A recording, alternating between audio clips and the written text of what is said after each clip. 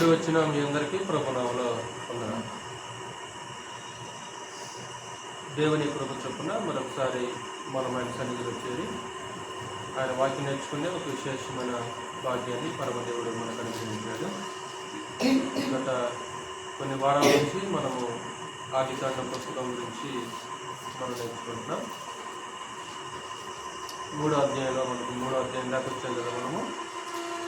పోయిన వారంలో కూడా 3వ అధ్యాయం నుంచి పాపం యొక్క ప్రారంభం గురించి మనం నేర్చుకున్నాం. అంటే పాపం అనేది ఎలా ప్రవేశించింది అనే సంగతులు మనము నేర్చుకున్నాం. ఈరోజు మరొక పాఠాన్ని మనం నేర్చుకున్నాం.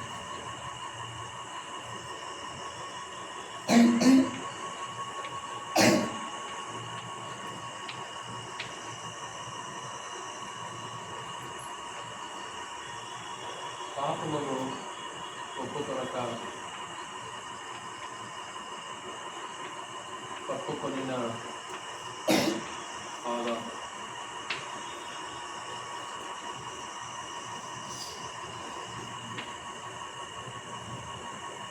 తొలిమానవుడైన ఆదాము యావత్ మానవ జాతికి మూల పురుషుడైన ఆదాము పాపం చేశాడు తొలిగా. అయితే ఆదాము చేసిన పాపాన్ని ఒప్పుకోలేదు, కానీ దాన్ని కప్పుకొని దాచుకున్నట్లు గ్రంథం తేటగా మాట్లాడుతుంది. అంటే పాపాన్ని కప్పుకోవటం అనేది అత్యంత ప్రమాదకరమైనది. పాపాన్ని దాచుకోవటం అనేది చాలా ప్రమాదకరమైనది. ఒకవేళ దాచాలని చూసినా సరే మనుషుల దగ్గర మనం దాన్ని దాయగలమేమో, కానీ దేవుని దగ్గర దాన్ని దాచే అవకాశము లేదు. దేవుని దగ్గర పాపాన్ని మరుగు చేయలేము. అంటే మనుషులకు మరుగు చేయొచ్చు మన క్రియలు, మన చర్యలు, మన తలంపులు. కానీ ప్రపంచంలో ఏ మనిషి కూడా దేవుని కన్నులకు కానీ దేవునికి కానీ తన క్రియలని, తన తలంపులని, తన ఆలోచనని మరుగు చేసే అవకాశము లేనే లేదు.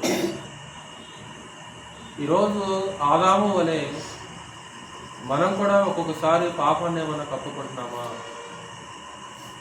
మనం కూడా ఒక్కొక్కసారి పాపాన్ని ఏమన్నా దాచుకుంటున్నామా? ఏంటి దాచుకోవడమే కదా ఏమన్నా విలువైన వస్తువా? పాపాన్ని దాచుకోవడమే కదా ఏమన్నా విలువైన వస్తువా?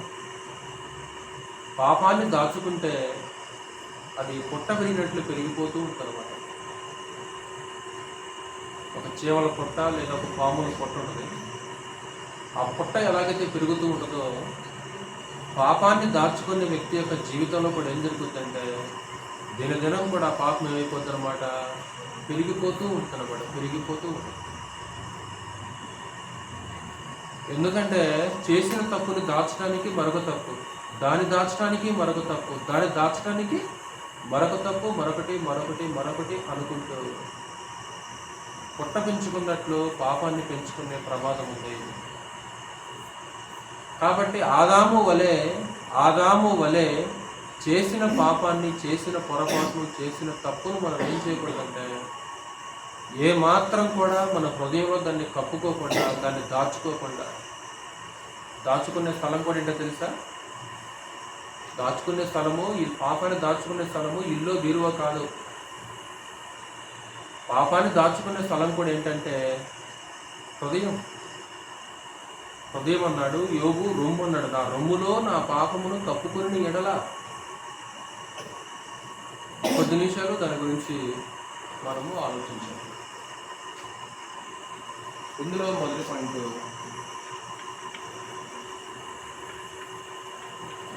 దేవుని ఎదుట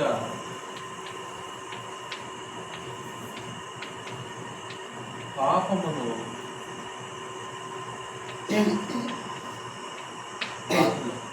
దేన్ని దాచలేము. దేవుని ఎదుట దేన్ని దాచలేము. దేవుని ఎదుట దేన్ని కూడా మరుగు చేయలేము. ఎందుకని దేవుని ఎదుట దేన్ని మరుగు చేయలేమంటే దేవుడు మన హృదయము కంటే దేవుడు మన హృదయం కంటే అధికుడు అని బైబిల్ చెప్తుంది అనమాట. దేవుడు మన హృదయం కంటే అధికుడు. యోహాను రాసిన మొదటి పత్రిక 3వ అధ్యాయం చూడండి ఒకసారి.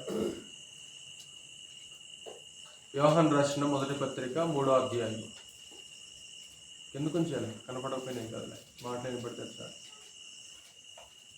యోహాను రాసిన మొదటి పత్రిక 3వ అధ్యాయము 22వ వచనంలో దేవుడు ఎలాంటి వాడు? మరియు మనం ఆయన ఆజ్ఞలను గైకొనొచ్చు అంటే లేకుండా 20 చదువు ఒకసారి పైన 20వ వచనంలో. ఇందువలన మనము సత్య సంబంధులమని ఎరుగుదుము. దేవుడు మన హృదయము కంటే అధికుడై చాలు. దేవుడు మన హృదయము కంటే అధికుడు, సమస్తమును ఎరిగి ఉన్నవాడు గనుక అంటాడు. అంటే హృదయము కంటే అధికుడు అంటే అర్థం ఏంటి? హృదయము కంటే అధికుడు అంటే దేవుడు మన హృదయము కంటే అధికుడు. దేవుడు మన హృదయానికి దూరంగా ఉండేవాడు కాదు. దేవుడు మన హృదయానికి అందరంత దూరంగా ఉండేవాడు కాదు. లేదా దేవునికి మన హృదయపు తలంపులు అనేవి అందనంత దూరంగా ఉండేవి కాదు. అంటే మన హృదయంలో ఎలాంటి తలంపులు తలస్తున్నామో, ఎలాంటి ఆలోచనలు ఆలోచిస్తున్నామో అది ఎవరికి ఎరుకనమాట? దేవునికి ఎరుక. అంటే దావీదు కూడా మాట్లాడుతుంటాడు, యెహోవా నీవు నన్ను పరిశోధించి తెలుసుకొని ఉన్నావు, నేను కూర్చునుట నేను లేచుట నీకు తెలియను, నాకు తలంపు పుట్టక మునుపే నీవు నా మనసు గ్రహించుచున్నావు అంటాడు. నాకు తలంపు పుట్టక మునుపే నీవు నా మనసు గ్రహించుచున్నావు అంటే కేవలం మన చర్యలు మన క్రియలు మాత్రమే కాదు, మన చర్యలు మన క్రియలు మాత్రమే కాకుండా మన తలంపులు కూడా పరమ తండ్రి ఎరగగలడు. ఎంతగా ఎరగలడంటే తలంపు పుట్టక మునుపే నువ్వు ఎలాంటి తలంపులు తలస్తావో, తలంపు వచ్చిన తర్వాత ఎరగటం కాదు, అసలు మన తలంపు పుట్టక మునుపే దేవునికి తెలిసిన మాట్లాడుతుంటాడు. దేవుని యొక్క కన్నులకి స్పష్టంగా తేటగా ఉందండి. హెబ్రీయులకు రాసిన పత్రిక 4వ అధ్యాయం చూడు ఒకసారి. హెబ్రీయులకు రాసిన పత్రిక 4వ అధ్యాయంలో 13వ వచనం చూడు ఒకసారి. హెబ్రీయులకు 4వ అధ్యాయం 13వ వచనం. మరియు ఆయన దృష్టికి కనబడని సృష్టము ఏదియూ లేదు. మనం ఎవరికి లెక్క యొప్ప చెప్పవలసి ఉన్నదో ఆ దేవుని కన్నులకు సమస్తమును మరుగులేక తేటగా ఉన్నది. వయసు మీద పడే కొద్దీ మన కంటికి మసక రావచ్చు, కళ్ళు మసకబారి దూరం ఉన్నవి మన కంటికి కనిపించకపోవచ్చు, లేదా వృద్ధాప్యంలోకి వచ్చేసిన తర్వాత ఒకసారి పూర్తిగా చూపేపోవచ్చు. కానీ దేవునికి మాత్రం అలా కాదంట. ఏమంటాడు అక్కడ? దేవుని యొక్క కన్నులకు మరుగు లేక తేటగా ఉంది. దేవునికి సమస్తం కూడా తేటగా కనబడుతుంది. అంటే బాహ్యంగా దేవుడికి క్రియలు కనిపించేస్తున్నవి, అలాగే మనిషి హృదయంలో ఎలాంటి తలంపులు తలుస్తున్నాడో అది కూడా దేవునికి కనిపిస్తూనే ఉందన్నమాట. కాబట్టి దేవుని దగ్గర దాచడం అనేది అసాధ్యం. అది దేవుని దగ్గర దాచడం అనేది అసాధ్యమైన క్రియలు, అసాధ్యమైన చర్యలు. రోజు మనం మనుషుల దగ్గర దాచొచ్చు, అసలు దేవుని దగ్గర దాన్ని దాచడం కూడా అత్యంత ప్రమాదకరమైనదని చెప్పిన ప్రారంభంలో. అందుకే ఒక సూత్రం ఉంది. డాక్టర్ దగ్గరికి వెళ్ళామనుకో, డాక్టర్ దగ్గరికి వెళ్ళే వాళ్ళు ఏం దాచకూడదంట? డాక్టర్ దగ్గరికి వెళ్ళిన వ్యక్తి రోగాన్ని దాచకూడదు, అవునా కదా? రోగాన్ని దాచి డాక్టర్ దగ్గరికి వెళ్ళిన తర్వాత రోగాన్ని దాచితే నీకు ప్రయోజనం ఏంటి? వచ్చే ప్రయోజనం ఏంటి? మనకి ఎలాంటి ప్రయోజనం ఉండదు, ప్రయోజనం శూన్యం. ప్రయోజనం పొందాలంటే, ప్రతిఫలం పొందాలంటే, మేలు జరగాలంటే, క్షేమం జరగాలంటే డాక్టర్ దగ్గర నువ్వేం చేయాలి? నీకున్న రోగం ఏదో డాక్టర్ ముందు పెట్టాలా? ఎందుకంటే రోగం తెలియకుండా డాక్టర్ ట్రీట్మెంట్ చేయగలడా? చేయలేడు. కాబట్టి నువ్వు మేలు ప్రతిఫలాన్ని, ఒక మంచి క్షేమాన్ని పొందాలంటే రోగాన్ని ఏం చేయాలంటే డాక్టర్ దగ్గర దాచకూడదు.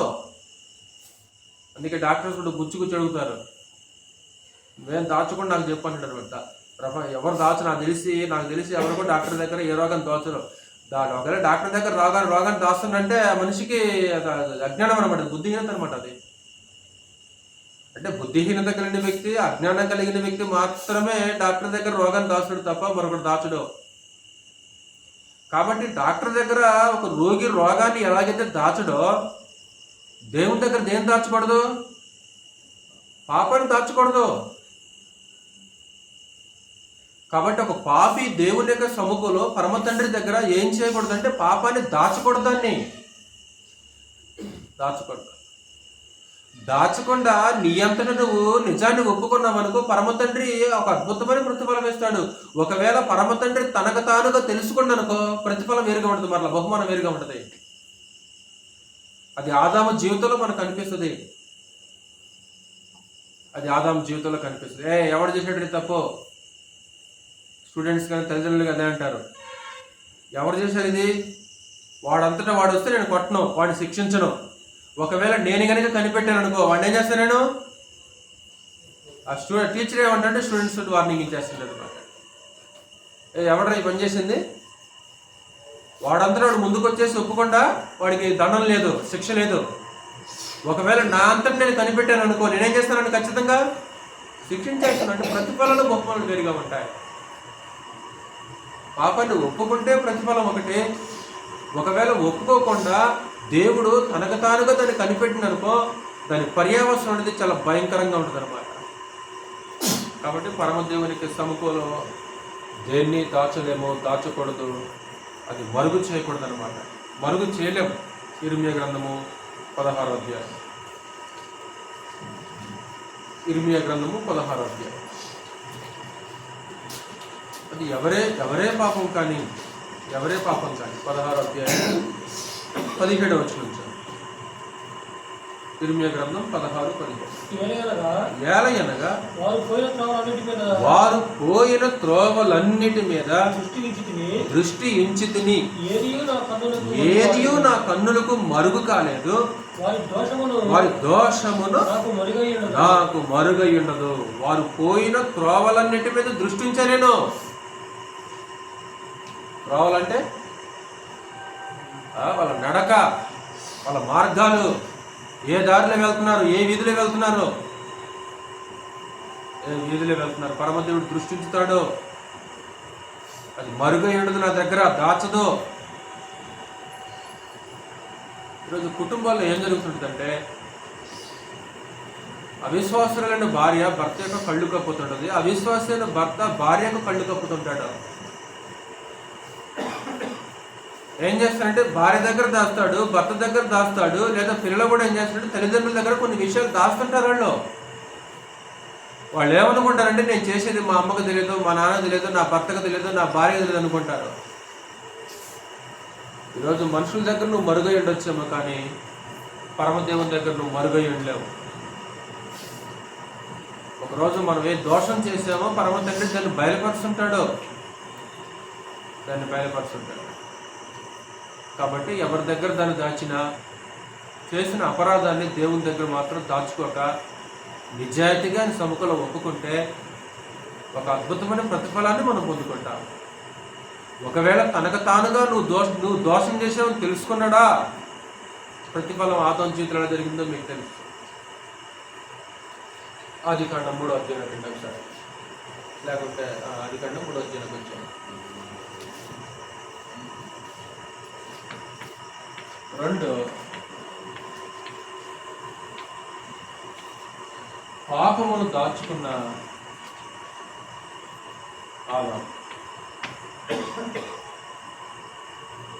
ఆదాం పాపం దాచుకుండని నేను పోయిన వారిలో జ్ఞాపకం చేశాను, మరలా జ్ఞాపకం చేస్తాను. ఆదాం పాపం దాచుకుండని యోబు ఆ విషయం తెలియజేశాడు. యోబుకైనా తెలుసు ఆదాం పాపం దాచుకున్న సంగతి. ఆదాము ధైర్యంగా పాపాన్ని ఒప్పుకోక రొమ్ములో తన పాపాన్ని కప్పెట్టుకున్నట్లు, తను దాచుకున్నట్లు యోబు స్టేట్మెంట్ చేశాడు. ఇంటికి ఆదాం ఉన్నప్పుడు ఏమున్నాడా? ఏదైనా తోటలో ఆదాం పాపం చేసినప్పుడు ఏమున్నాడా? ఏమైనా కళ్ళారా చూశాడా? కొన్ని వందల సంవత్సరాల తర్వాత జన్మించిన వ్యక్తి యోబు. చదువుదాం మాటలు. ఆదికాండం 3వ అధ్యాయంలో ఉంచుకోండి. యోబు గ్రంథం 31వ అధ్యాయం. యోబు గ్రంథం 31వ అధ్యాయము 33వ వచనం. ఆదాము చేసినట్లు అది ఏం చేశాడు ఆదాము? ఆదాము ఏం చేశాడంటే తన దోషాన్ని దాచిపెట్టుకున్నాడు. ఒకవేళ ఆ క్షణంలో పరమ తండ్రి ఎదుట ఆదాము కనుక తన దోషాన్ని నిజాయితీగా ఒప్పుకుంటే పరిస్థితులు ఎలాగుండేవో మనకు అంతుపట్టదు. ఒకసారి ఊహించుకుంటే ఆలోచనలు ఎలాగుంటాయో. నిజాయితీగా ఆదాము దేవుని దగ్గరకు వచ్చేసి, నా తండ్రి నేను పాపం చేశాను, దేవా యెహోవా నీకు విరోధంగా నేను పాపం చేశానని ఆదాము కనుక ఒప్పుకుంటే పరిస్థితి ఎలాగుండేవో. చదువు. ఆదాము చేసినట్టు నా దోషములు దాచిపెట్టుకొని మహాసమూహమునకు భయపడియు కుటుంబముల తిరస్కారమునకు జడిసియు నేను మౌనముగా నుండి భారము దాటి బయలు వెళ్ళక రొమ్ములో నా పాపమును కప్పుకొని ఎడల పరమునున్న దేవుని దృష్టికి నేను వేషధారిని అవుతున్నాను. అంటే పాపాన్ని కప్పుకునేవాడు వేషధారి, దాన్ని దాచుకునేవాడు వేషధారి. కాబట్టి వేషధారులకి దేవుని రాజ్యంలో స్థానం లేదు. వాస్తవానికి వేషధారులు దేవునితో పాటు పొందు కలిగి ఉండరు, ఆయనతో పాలు పంపులుండు. వేషధారులకి వేషధారులు దేవుని యొక్క సముఖంలో నుంచి గెంటివేయబడతారు. రొమ్ములో నా పాపమును కప్పుకొని ఎడల, రొమ్ములో నా హృదయంలో. కాబట్టి ఆదాము పాపం దాచుకునే సంగతిని అద్భుతంగా యోగు తెలియచేయడం మనం చూడవచ్చు. ఆదికాండంలోకి వచ్చింది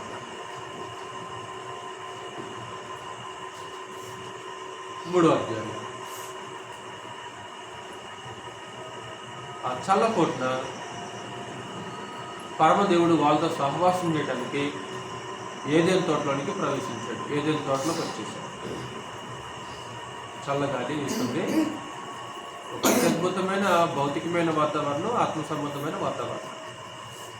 ఎలాంటి కలుషితం కాని గాలి, ఎలాంటి కలుషితం కాని నీరు, ఎలాంటి కలుషితం కాని ఫలవృక్షాలు, ఎలాంటి కలుషితం కాని ఒక అద్భుతమైన వాతావరణం. అలాంటి ఒక అద్భుతమైన తోటలో పరమదేవుడు సంచరిస్తున్నప్పుడు ఆయన స్వరం విని దేవుని యొక్క సముఖంలోనికి రావడానికి వాళ్ళకి ధైర్యము చాలు.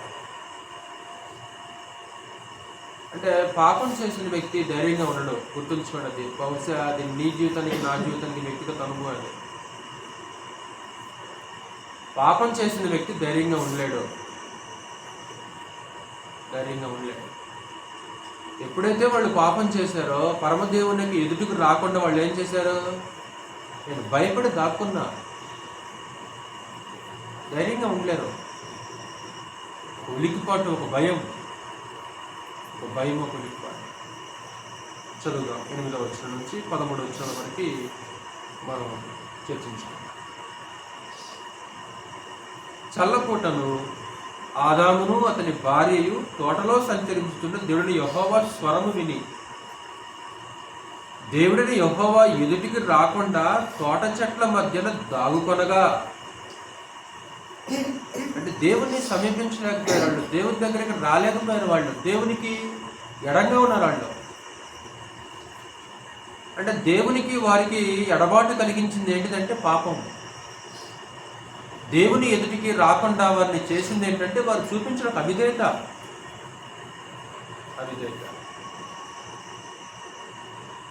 దేవుడు ఆ ప్రశ్న మనకి ఎలాగ ఉంటుందంటే కొంచెం చమత్కారంగా ఉంటుంది. ఆ ప్రశ్న దేవుడు ప్రశ్నించేశాడు. 9వ వచనం. దేవుడిని యెహోవా ఆదామును పిలిచి, నీవు ఎక్కడున్నావని నువ్వు? చెట్టు చాటును దాక్కున్న సంగతి దేవుడు తెలీదా?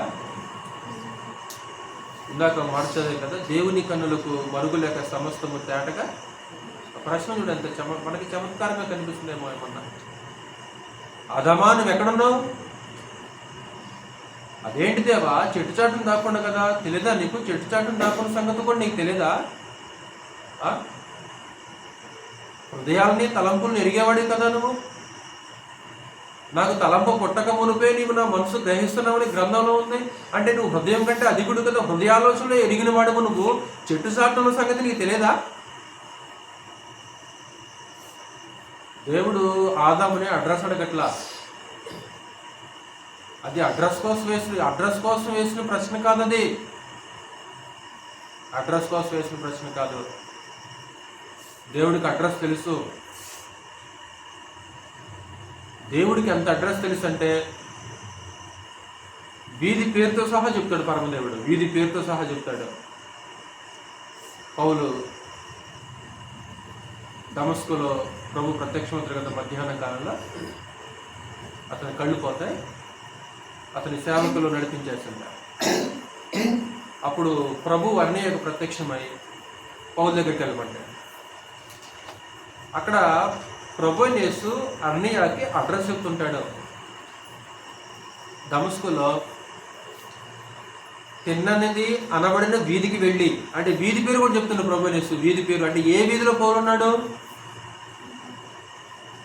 అంటే వీధి అడ్రస్, ఇంటి నెంబర్ కూడా ఎవరో తెలుసు, దేవునికి తెలుసు. కాబట్టి ఇప్పుడు ఆదాము దేవుడు అడ్రస్ అడుగుతున్నాడా? అది అడ్రస్ కోసం వేసిన ప్రశ్న కాదు. తనకు తానుగా తన యొక్క నిజస్థితిని బయట పెడతాడేమన్న ఉద్దేశంతో దేవుడు వేసిన ప్రశ్న తప్ప వేరొక ఉద్దేశం కాదనమాట. తనకు తానుగా నిజస్థితిని ఒప్పుకొని నా ముందుకు వస్తాడేమో అనే ఉద్దేశంతో వేసిన ప్రశ్న తప్ప మరొక ప్రశ్న కాదు. చదువు సమాధానం చదువు. నెక్స్ట్ సమాధానం 10వ వచనం చదువు. అందుకతడు నేను తోటలో నీ స్వరము వినినప్పుడు దిగంబరునిగా ఒంటిని గనుక. సగం నిజం చెప్పాడు, సగం ఇంకా చెప్పలే, సగమే నిజం చెప్పాడు. నువ్వు ఎక్కడున్నావు ఉన్నప్పుడు ఈ మనిషి ఏం చేశాడంటే దేవునికి అడ్రస్ చెప్పేశాడు. అవునా? నీ స్వరం విన్నప్పుడు నేను భయపడి చెట్టు చాటును దాక్కున్న సంగతి దేవుడు చెప్పడం ఏంటి? దేవుడికి అదే సమాధానం. ఇది సరి అయిన సమాధానం కాదు. సగం నిజం చెప్పాడు, సగం చెప్పలేక. అంటే దేవుడు ఆదాము నుంచి ఏం ఎదురు చూశాడు? దేవుడు ఆదాము నుంచి ఏం ఎదురు చూస్తున్నాడు అంటే నువ్వు ఒప్పుకుంటావనే ఉద్దేశంతో వేసిన ప్రశ్న అది. నిజం చెప్పలా. పరమ తండ్రి ఆ సమాధానంతో సంతృప్తి చెందలా. నెక్స్ట్ మరో 2 ప్రశ్నలు వేస్తున్నాడు. చదువు. అందుకైనా నీకు దిగంబరివని నీకు తెలిపిన వాడెవడు? నీవు తినకూడదని నేను నీకు ఆజ్ఞాపించిన వృక్ష ఫలములు తింటివా? 2 ప్రశ్నలు వేసాడు. మొదటి ప్రశ్న వేసాడు. 3వ ప్రశ్నది. 1, నువ్వు ఎక్కడున్నావు? సమాధానం దేవుడు కోరుకున్న సమాధానం రాలా. మనకు కూడా సమాధానం సాటిస్ఫై రాకపోతే పిల్లల్ని ఏం చేస్తాం? అడుగుతుంటాం. ఎందుకంటే సమాధానం సాటిస్ఫై కాల. అది నిజం చెప్పట్లాడు. నిజం చెప్పట్లా. నర్మగర్భంగా మాట్లాడతారు కొంతమంది. అంటే సగం లోపల నిజాన్ని దాచుకొని పైకి మాట్లాడుతున్నాడు. అది అర్థమైపోతుంది తండ్రికి తల్లికి. అంటే ఆడి చేతనే నిజం ఒప్పించడానికి ఏం చేస్తారు తల్లిదండ్రులు? ఏం చేస్తారు? వాడి చేతనే నిజం ఒప్పించడానికి తల్లిదండ్రులు ఏం చేస్తుంటారంటే ప్రయత్నం చేస్తుంటారు. అలాగే పరమ తండ్రి కూడా ఏం చేస్తుందంటే క్షేమం కోరి ఇదిగో నిజాన్ని ఒప్పిస్తున్నాడు పరమ తండ్రి. కానీ ఒప్పుకోవట్లా. మంచి ఒప్పుకోవటం క్షేమం, ఒప్పుకోకపోవటం నష్టం. అది గుర్తుంచుకోండి. ఒప్పుకోవటమే క్షేమం తప్ప ఒప్పుకోకపోవటం అనేది క్షేమం కాదు, నష్టం. అది తీవ్ర నష్టం. అది ఏమన్నాడు? నీవు దిగంబరని నీకు తెలిపిన వాడేవాడు? నెంబర్ 1 ప్రశ్న. నెంబర్ 2 ప్రశ్న. మరలా నీవు తినకూడదని నేను నీకు ఆజ్ఞాపించిన వృక్ష ఫలములు తింటివా? ఏంటయ్యా తెలుసు కదయా, తెలుసు కూడా తెలియదు దానికి. తెలియదు తమ్ముడు? తెలుసు. అయితే ఆదాము తినడం తెలియదండి. మరి తెలిసి అడుగుతావేంటి నువ్వు? అది తెలిసి అడుగుతాడు అనమాట. తెలిసి ఎందుకు అడుగుతున్నాడు? నువ్వు ఒప్పుకుంటావని, నువ్వు నిజాయితీగా నా ముందుకు వచ్చి నీ దోషాన్ని ఒప్పుకుంటావని అడుగుతున్నాను నేను. కానీ ఆ మనిషి ఒప్పుకోవాలి. నిజమైన ఒప్పుకోల కోసం పరమ తండ్రి అడుగుతున్నాడు. అప్పుడు ఆ మనిషి తను చేసిన పాపానికి ఎవరిని బాధ్యుడిగా చేశారంటే, ఒకటి తన భార్యని బాధ్యురాలుగా చేశాడు, రెండు దేవుణ్ణి బాధ్యుడిగా చేశాడు. అంటే ఈరోజు పిరికి పిరికి పిరికి పిరికి పొందగల మనుషులు కూడా ఏం చేస్తుంటారంటే, తమ స్థితిని ఒప్పుకోవడానికి పోయి ఎవరి మీద నిందలేస్తుంటారు? ఆరాధనకు లేట్ ఎందుకు అయిందంటే ఆయన ఏమంటారో తెలుసా? దీనివల్ల లేట్ అయిందనా? అంటే చిన్న చిన్న విషయాల దగ్గర కూడా ఇతరుల మీద నిందలేయటం అనేది మనకి అలవాటు అయిపోయింది. ఎక్కడి నుంచి వచ్చింది? ఎక్కడ నువ్వు తెచ్చుకున్నావు నువ్వు? అది నేను ఆదాం దగ్గర నువ్వు తెచ్చుకున్నాను నేను ఈ విషయాన్ని. ఆరాధన ఎందుకు లేట్ అయిందంటే ఆయన ఏమంటే భార్య మీద లేట్ చేస్తుంది. ఇదిగో ఈ అమ్మాయి లేట్ చేస్తుందనా అంటాడు. ఒకవేళ ఆవిడ దగ్గరికి అడిగామనుకో, నేనేమి లేట్ చేయలేదన్నా, ఆయన వచ్చాక మేము రెడీగా ఉన్నాము, ఆయన వచ్చి స్నానం చేసి రెడీ అయ్యాక వచ్చాకే లేట్. అంటే ఒకరి మీద ఒకరి నిందలు.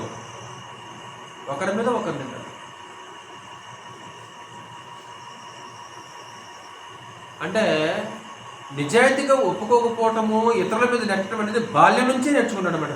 పిల్లలు కూడా హోంవర్క్ చేయలేదండి ఏమంటారు? ధైర్యంగా ఒప్పుకోరు, నిజాయితీగా ఒప్పుకోరు. ఏంట్రా ఎగ్జామ్స్లో మార్కులు తక్కువ వచ్చేసాయంటే వాళ్ళు ఏమన్నా తెలుసా? మా సార్ చదువు చదివేదప్పులా అంటే ఎగ్జామ్స్లో మార్కులు తక్కువ ఎందుకు వచ్చాయంటే మా సార్ చదువు చెప్పలేదు. అంటే బాల్యం నుంచే. హోంవర్క్ ఎందుకు చేయలేదంటే అది ఎవరి మీద ఒకరి మీద. కరెంట్ లేదండి లేదా మా నాన్న ఎవరెవరు బాల్యం నుంచి ఇతరుల మీద నెట్టడం. అంటే తమ తప్పుని ధైర్యంగా ఒప్పుకోక ఇతరుల మీద నెట్టేస్తుంటారు. కాబట్టి దేవుడు అతను ఒప్పుకుంటే ఎదురు చూశాడు, కానీ ఒప్పుకోకుండా భార్యని బాధ్యులుగా చేశాడు. చివరికి దేవుణ్ణే బాధ్యులుగా చేశాడు. చదువు అన్నమాట 12వ వచనం 3:12. అందుకాక నాతో నుండుటకు నీవు నాకిచ్చిన ఈ స్త్రీయే ఆ వృక్ష ఫలములో కొన్ని నాకు ఇయ్యగా. అసలు నువ్వు ఈ స్త్రీనే ఇయ్యకపోతే నేను పాపం చేయనట్ల సమాధానం. అసలు ఈవిడే లేకపోతే నేను పాపము చేయను. నేను తిన్నాను. నేను ఈరోజు తిన్నానంటే కారణం ఎవరో తెలుసా? ఇదిగో ఈవిడే. నేను తిన్నానంటే కారణం ఈవిడే. మేము ఇలా అయిపోవడానికి ఏమైనా కారణం? ఇదిగో వీడేనా కారణం? మన బాగుకైనా మనం చెడిపోవడానికైనా సరే మనుషుల కారణం కాదు. ఎవరి మీద మనం అలా నెట్టద్దు. ఎవరి మీద నెట్టవరు. బాగుపడ్డావా, ఒకవేళ చెడిపోయావా, అది మన ప్రవర్తన మీదనే ఆధారపడి ఉంటుంది తప్ప ఇదిగో దీనివల్ల నాకు ఇలా, లేకుంటే వీడి వల్ల నాకు ఇలా. నిజాయితీగా దేవుని దగ్గర ఒప్పుకోకపోతే మనుషుల దగ్గర ఏమొప్పుకుంటావు? యాకోబు ఏమంటే, మీ పాపములు ఒకరితో ఉన్నప్పుడు ఒప్పుకొనుడి. ఒప్పుకోవాలంటే గట్స్ కావాలి తమ్ముడు. దానికి కూడా ధైర్యం కావాలి. మీ పాపములు ఒకరితో ఒకడు ఒప్పుకొనుడి. దేవుని దగ్గరే ఒప్పుకోకపోతే ఒకవేళ సాటి సహోదరుడు ముందు తమ్ముడు తప్పైంది తమ్ముడు క్షమించు తమ్ముడు అనగలవా? అని తప్పైందని సారీ అని క్షమించని అనగలవా? దేవుని దగ్గరే ఒప్పుకోకపోతే మనిషి దగ్గర ఎలా ఒప్పుకుంటా? అహం దెబ్బతింటుంది కదా. అహం నేనెందుకు ఒప్పుకోవాలి? నా తప్పే ఉంది, అసలుకి నా తప్పు లేదు. ఒకవేళ నా తప్పును నేను ఒప్పుకోను, అహం అడ్డొస్తుంది అనమాట. అది నీకే నష్టం. అది ఒప్పుకోకపోతే నీకే నష్టం. అది దేవుని దగ్గరైనా సరే, సాటి సహోదరుల దగ్గరే. మీ పాపములు ఒకరితో ఒకరు ఒప్పుకొని దేవుని గురించి మాట్లాడాలి. అక్కడ ఎవరి గురించి మాట్లాడుతున్నాడు? సంఘంలో ఉన్న గురించి మాట్లాడుతున్నాడు, సాటి వారి గురించి మాట్లాడుతున్నాడు. ఒకవేళ సంఘంలో ఉన్నవారి పట్ల నువ్వు ఏమన్నా అభ్యంతరంగా నడిచావా? సంఘంలో ఉన్న సహోదరుని మీద ఏమైనా అభ్యంతరంగా మాట్లాడావా? నోరు పారేసుకున్నావా? సారీ అన్నయ్య, తొందరపడి మాట్లాడాను, క్షమించన్నయ్య. దానికి ధైర్యం కావాలా? దానికి అంతా తగ్గింపు ఉండాలి. తగ్గింపు ఉంటే తప్ప ఎవరు అలా ఒప్పుకోలేరు. వాస్తవానికి దేవుడు అవ్వనిచ్చిన ఉద్దేశం ఏంటంటే ఒక సహకారిగా ఉండదని, అంతే కదా. నరుడు ఒంటరిగా ఉండట మంచిది కాదు, వానికి సాటి అయిన సహాయం చేద్దాము. నెక్స్ట్ పరమ తండ్రి స్త్రీని ప్రశ్నించాడు. మరి ఆవిడేమన్నా నిజాయితీ ఒప్పుకుందా? నెక్స్ట్ 13వ వచనం.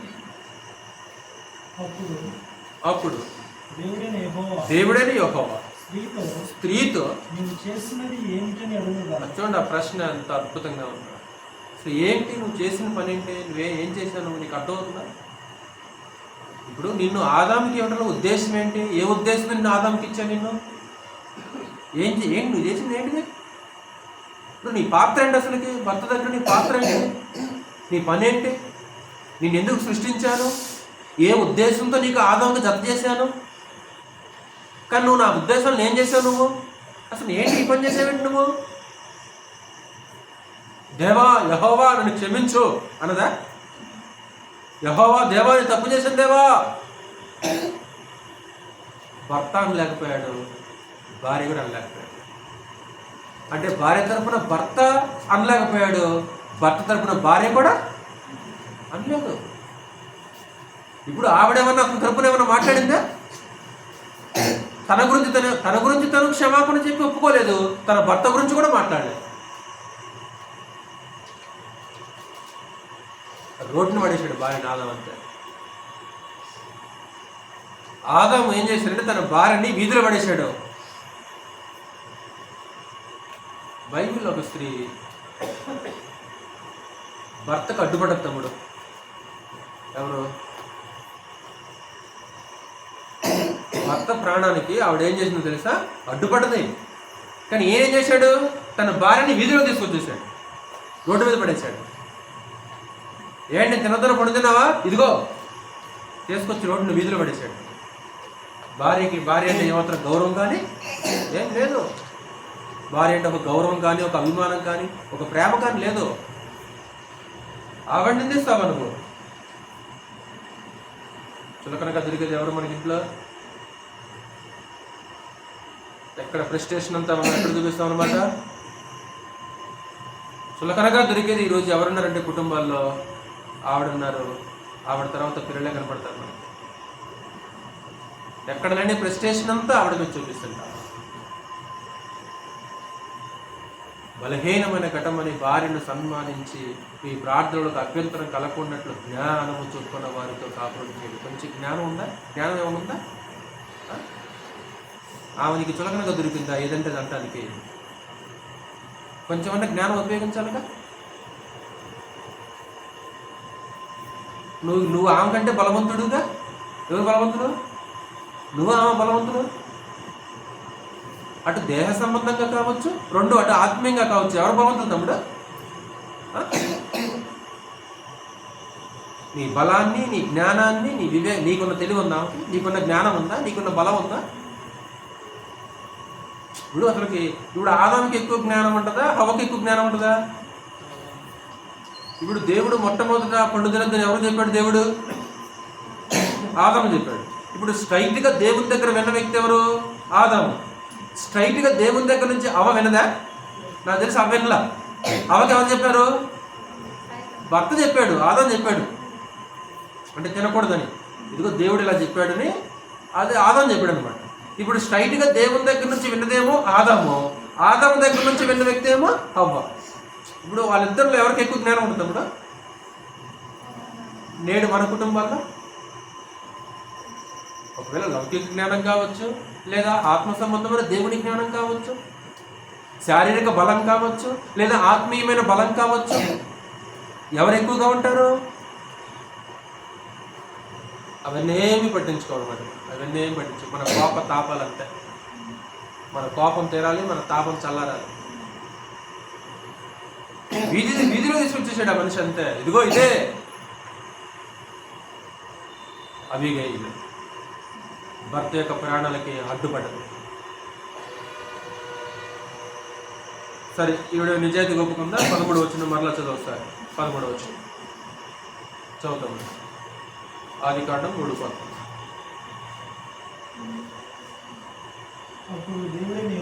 అప్పుడు మీద పెట్టుకో బైబిల్, మీద పెట్టుకుని చూడండి. బైబిల్ కింద మరి బైబిల్ మీద కింద కూర్చున్నప్పుడు మీద పెట్టుకుంది కదండి. అప్పుడు దేవుడైన యెహోవా స్త్రీతో నీవు చేసినది ఏమిటని అడగగా, స్త్రీ సర్పము నన్ను మోసపుచ్చినందున తింటిన నేను. ఆయనేమో ఏమని చెప్పాడు? ఏం అగ్రిమెంట్ చదువుతుంది? అంటే తప్పించుకునే ప్రయత్నం తప్ప, అంటే తప్పించుకునే ప్రయత్నం తప్ప తప్పును ధైర్యంగా ఒప్పుకునే స్థితి లేదు. ఎలాగైనా తప్పించుకోవాలి. ఎలా తప్పించుకోవాలి? తప్పు చేశాం కదా, ఎలా ఇంటర్నల్గా తప్పు చేశారు, ఎలా తప్పించుకోవాలి? వాళ్ళిద్దరూ తప్పించుకునే ప్రయత్నం చేస్తున్నారు తప్ప ఏ మాత్రం కూడా దాన్ని ఒప్పుకునే ప్రయత్నము చేయట్లేదు తమ్ముడు. అందుకే ఆదాము చేసిన దాన్ని యోబు ఒక అద్భుతమైన స్టేట్మెంట్ ఇచ్చేసాడు. నేను మాత్రం ఆదాము చేసినట్టు చేయను. యోబు స్టేట్మెంట్ అదే కదా, నేను ఆదాము చేసినట్లు రొమ్ములో నేను పాపాన్ని కప్పెట్టుకున్నాను అనుకో, దేవుడు దృష్టిలో వేస్తాను. డైరెక్ట్గా దేవుడు అడిగాడు. దేవుడు అడిగాడు, ఏమయ్యా నువ్వు ఎక్కడున్నావయ్యా, ఏంటి నువ్వు తిన్నావా? స్ట్రైట్ సమాధానం లేదు. అవును దేవా, యెహోవా నేను తిన్నాను, నన్ను క్షమించు. పాపమును దాచుకున్న ఆదాము, దాని ప్రతిఫలం ఎంత భయంకరంగా ఉందో. ఒప్పుకుంటే ఎలాగుండేదో చూడండి, అది ఎలాగుండేదో, ఈ సృష్టి ఎలాగుండేదో తెలియదు మనకి, అది ఎలాగుండేది. ఒకవేళ నిజంగా వాళ్ళిద్దరు అక్కడ ఒప్పుకుంటే ఈ సృష్టిలో ఎలాగుండేది అనే సంగతులు మనకి చెప్పారు.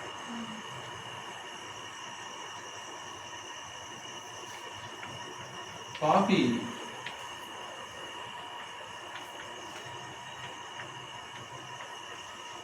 దేవుని కనికరము పొందాలంటే, లేకంటే క్షమాపణ పొందాలంటే, ఒకటి ఒప్పుకోవాలి అంటాడు. ఒప్పుకోవటం మాత్రమే కాదు. సామెతల గ్రంథము 28వ అధ్యాయం చూడొస్తారా? సామెతల గ్రంథము 28వ అధ్యాయము 13వ వచనం. సామెతల గ్రంథము 28వ అధ్యాయము 13వ వచనం. అతిక్రమములను దాచిపెట్టువాడు వర్ధిల్లడు, వాటిని ఒప్పుకొని విడిచిపెట్టువాడు కనికరము పొందును. ఒక అద్భుతమైన వండరమాట కదా. అతిక్రమములను దాచిపెట్టువాడు వర్ధిల్లడు, పాపాన్ని దాచుకునేవాడు వర్ధిల్లడు, వాడి జీవితం వర్ధిల్లదు. దేవునికి చిత్తానికి వ్యతిరేకంగా పాపం చేసిన వ్యక్తి ఎప్పుడైతే ధైర్యంగా ఒప్పుకోవాలా, రెండోది ఏం చేయాలన్నాడు ఇక్కడ సహోదరులారా? ఒప్పుకోవాలి, రెండోది ఏం చేయాలి? విడిచిపెట్టాలి. ఒప్పుకొని మళ్ళీ చేయటం, అంతేగా. మన జీవితాలు ఎలాగుంటాయి? ఎలాగుంటాయంటే, తప్పు చేసాము ఒప్పుకున్నాం, మళ్ళీ తప్పు చేస్తాం, ఒప్పుకున్నాం, తప్పు చేస్తాం, ఒప్పుకుంటున్నాం. ఇదే బైబిల్ చెప్పింది. ఒకవేళ తప్పు తెలుసో తెలియకో, ఎరగకో తప్పు చేసావు, పాపం చేసావు, దాన్ని ఒప్పుకొని దాన్ని సంపూర్ణంగానే విడిచిపెట్టాలి, వదులుకోవాలి. దాన్ని ఒప్పుకున్న తర్వాత మరలా దాన్ని జోలిపోకూడదు. జోలిపోకుండా నువ్వు దాన్ని విడిచిపెట్టాలి సంపూర్ణంగా. అలాంటి వ్యక్తి మాత్రమే వృద్ధిల్లే అవకాశం ఉంది అంటాడు. అలాంటి వ్యక్తి మాత్రమే. ఒకసారి మరలా యెషయా గ్రంథము 55వ అధ్యాయం చూడండి ఒకసారి. యెషయా గ్రంథము 55వ అధ్యాయం 7వ వచనం. యెషయా గ్రంథము 55వ అధ్యాయము 7వ వచనంలో దాన్ని విడిచిపెట్టాలి, మానాలంటాడు. మరలా మానాలి. 55వ అధ్యాయము 7వ వచనం. భక్తిహీనులు తమ మార్గములను విడవవలెను, దుష్టులు తమ తలంపులను మానవలెను. చాలు, మానాలి. చేసిన తప్పే మాటికి చేయటం కాదు, మరలా చేయటం కాదు. ఒక్కసారి పాపం చేసిన తర్వాత ఒప్పుకుంటే మరలా చేయకూడదు. మాటికి చేసి ఒప్పుకుంటే పరమ తండ్రి ఏం చేస్తాడు? ఆయన కూడా. కాబట్టి దేవుని దగ్గర నుంచి ఒక పాపి కనికరం పొందాలంటే, క్షమాపణ పొందాలంటే, ఆ పాపాన్ని ఏం చేయమంటే ఒప్పుకోవాలి. ఒప్పుకొని విడిచిపెట్టేవాడే కనికరం పొందాడు తప్ప దాన్ని దాచుకునేవాడు ఏమాత్రం కూడా వృద్ధిల్లే అవకాశమో లేదు. అంటే వృద్ధిల్లరా మనుషులు. ఒక ఆత్మీయ స్థితి అనేది వారిలో ఏమాత్రం కూడా వృద్ధిల్లరు. చివరగా మరొక చిన్న పాయింట్.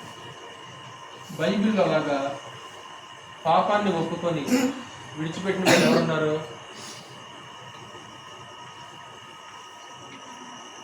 చెప్పుదని చెప్పండి. పాపమును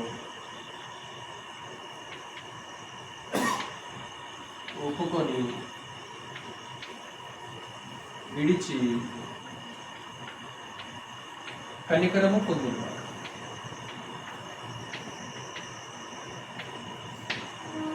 బైబిల్లో అలాగే ఉన్నారా?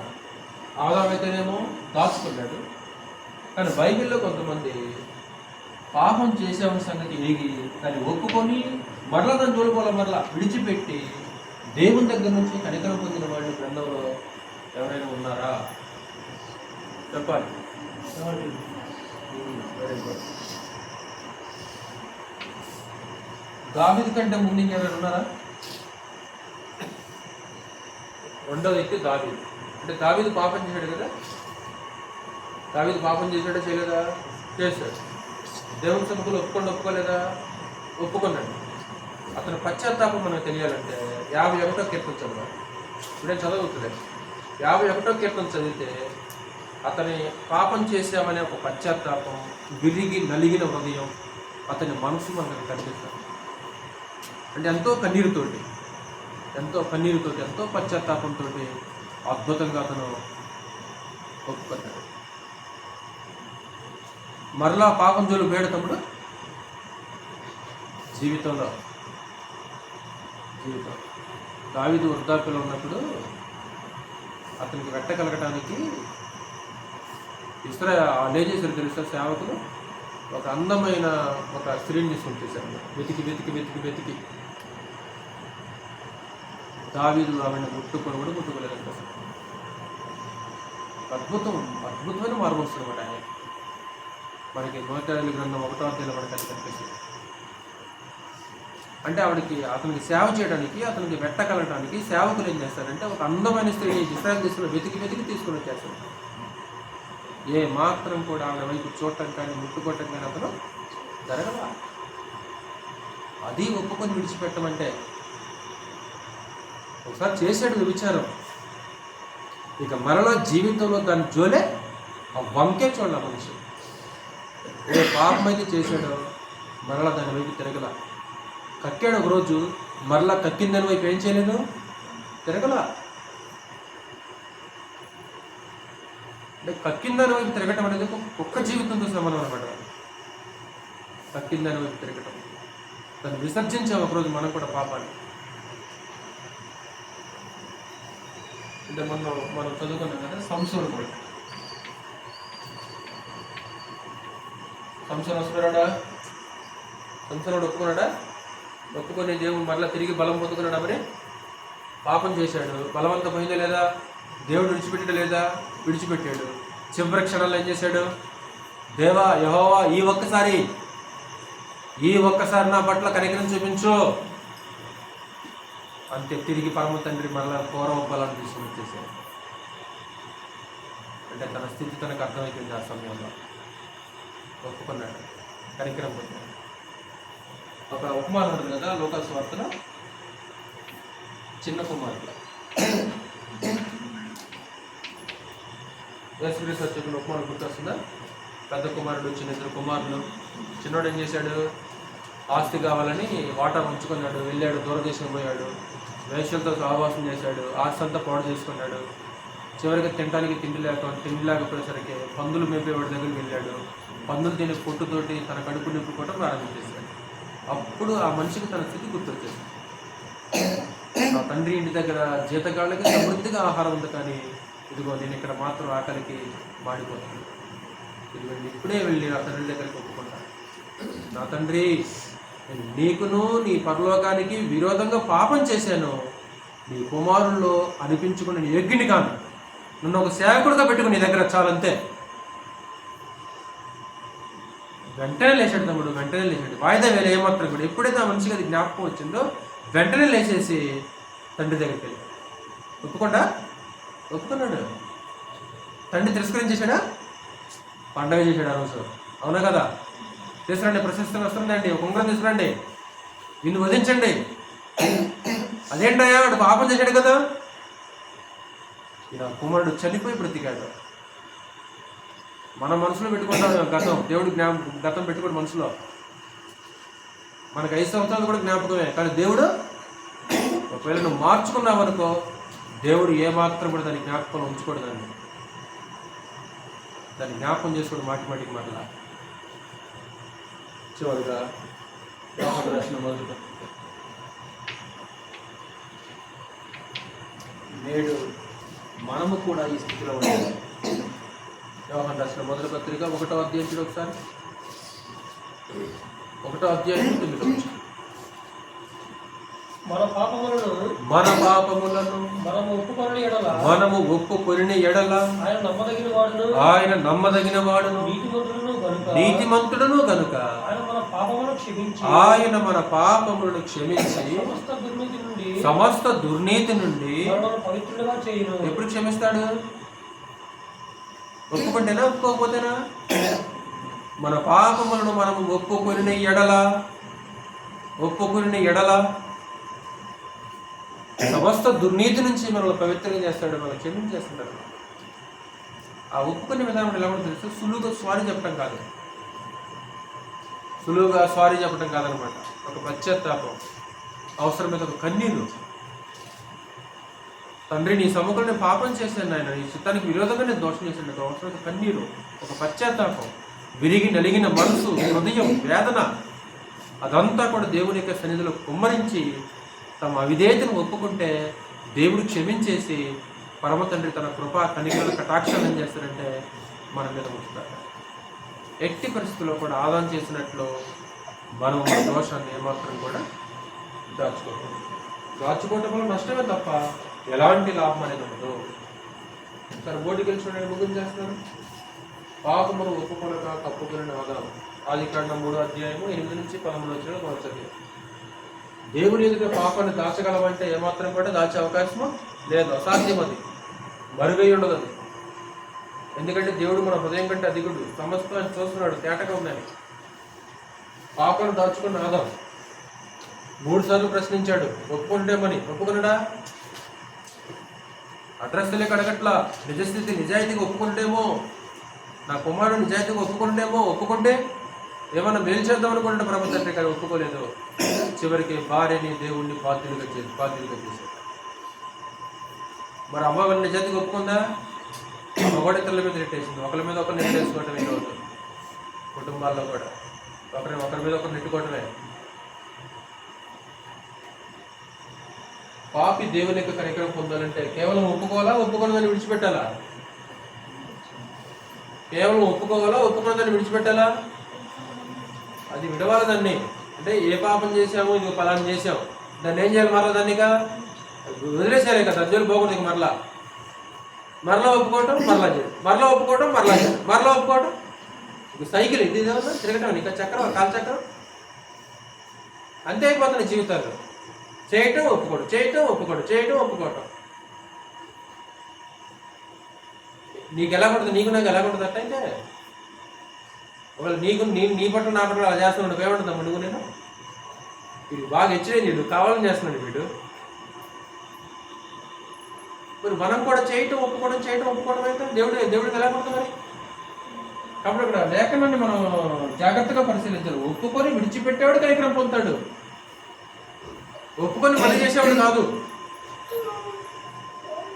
అలాగే గ్రంథంలో అనేక మంది ఏం చేశారంటే తమ దోషాలని, తమ పాపాలను ఒప్పుకొని దేవుని దగ్గర నుంచి ఒక అద్భుతమైన కనికరాన్ని, ప్రేమని, కటాక్షాన్ని పొందుకుంటారు. ఈరోజు మనం కూడా అలాంటి కృపా కనికరాలు మన మీద ఉన్నట్లు మనం కూడా ఏం చేయాలంటే, మనం ఒకవేళ పొరపాటున తెలుసో తెలియకో పొరపాట్లు చేస్తే, పాపం చేస్తే, దేవుని సముఖంలో ధైర్యంగా ఒప్పుకొని వాటిని విడిచిపెడితే ఆయన కనికరం అనేది మన మీద నిత్యము ఉండే అవకాశం ఉంటుంది. శ్రద్ధగా మీ అందరికీ ప్రభువులో